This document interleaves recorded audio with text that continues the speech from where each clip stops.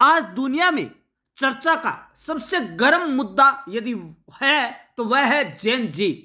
लेकिन सवाल यह है, यह जेन जी यानी कि जनरेशन जेड आखिर है क्या और क्यों ये मुद्दा बन चुका है?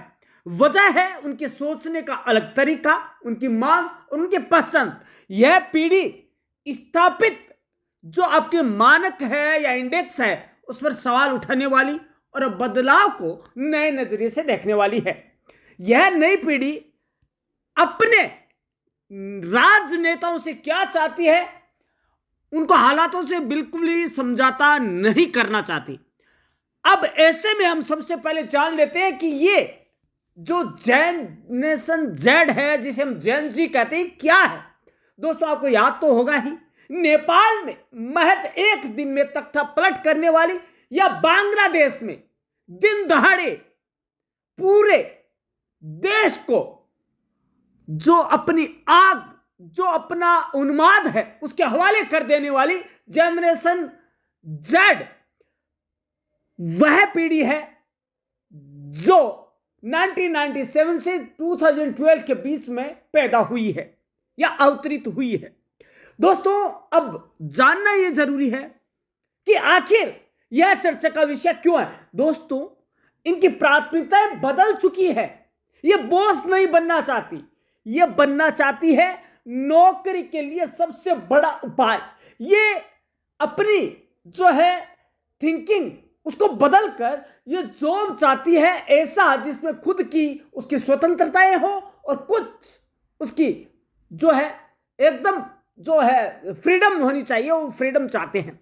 दोस्तों, एक रिपोर्ट के मुताबिक भारत में युवा पेशेवरों द्वारा अपने कैरियर विकल्पों पर पुनर्विचार किया जा रहा है। ये अब नौकरी चुनते समय सिर्फ अच्छी सैलरी ही नहीं बल्कि लचीलापन, उद्देश्य और संतुलित जीवन शैली को प्राथमिकता दे रहे हैं। और यह रिपोर्ट 750 भारतीय युवाओं पर आधारित सर्वे से तैयार की गई थी। इसमें उनके कार्य संबंधी प्राथमिकताएं, कैरियर दृष्टिकोण, रिटेंशन फैक्टर्स, एआई और सीखने के नजरिए का विश्लेषण भी है।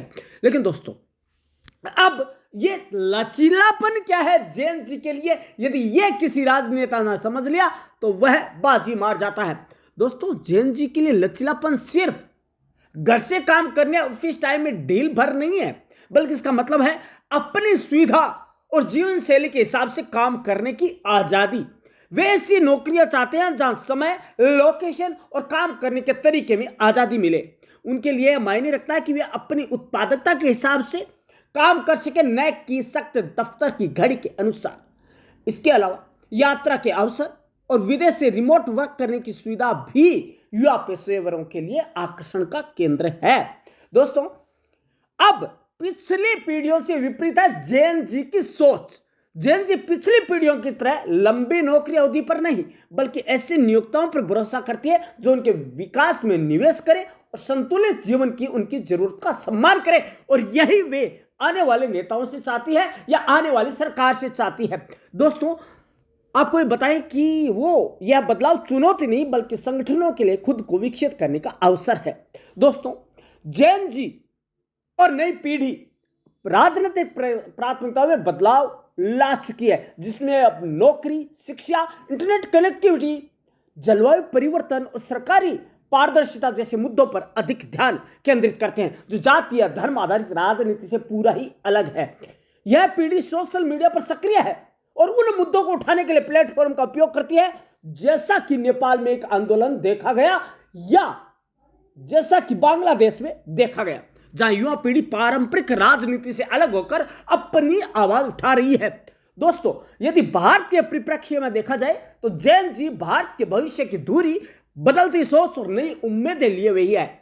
दोस्तों, 1997 से 2012 के बीच जन्मी जेन जेड पीढ़ी आज दुनिया भर में चर्चा का विषय है। मोरक्को से लेकर नेपाल और बांग्लादेश तक इस पीढ़ी ने सड़कों पर उतरकर सरकारों को बदलने में अहम भूमिका निभाई और यह भी बता दिया है कि उनकी प्राथमिकताएं क्या हो चुकी है।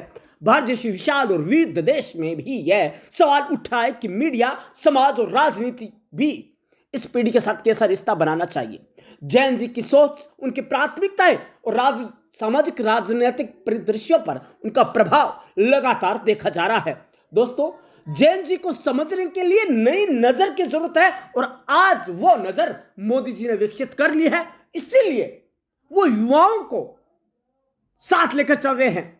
किसी ने कहा कि मोदी जी चोर है, मोदी जी चोरी करके देते हैं। जी हां, उन्होंने युवाओं के दिल की चोरी की, उन्होंने जनरेशन जेड के दिलों की चोरी करके उनको समझकर और वो शासन लगातार किए जा रहे हैं दोस्तों। और जिसने जैन जी को या जनरेशन जेड को पहचान लिया, उनकी प्राथमिकता को पहचान लिया, उसे आगे बढ़ने से कोई नहीं रोक सकता। और यह विकसित भारत की सबसे बड़ी पहचान बन चुका है दोस्तों।